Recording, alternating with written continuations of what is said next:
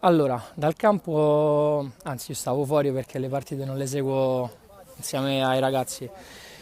Il primo tempo abbiamo preso le misure, abbiamo osservato bene gli avversari come giocavano, loro hanno tenuto un buonissimo primo tempo, noi non siamo stati da meno.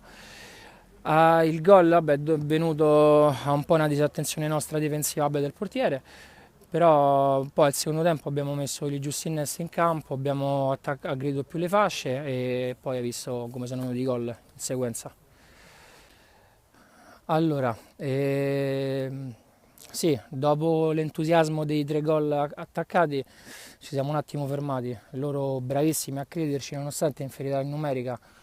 poi vista la partita i ragazzi hanno fatto lo sforzo negli ultimi 5 minuti per chiudere la partita, perché comunque meritatamente questa vittoria non ci hanno regalato niente assolutamente, però sì, noi abbiamo dato il nostro fino alla fine, poi comunque rispondendogli alla domanda di prima, siamo una squadra che dobbiamo fare più punti possibili per allontanarci dai play-out e quindi queste vittorie fanno morale, come ho detto già la scorsa volta, la sconfitta contro la Golbet ci ha fatto bene e oggi è stata la dimostrazione.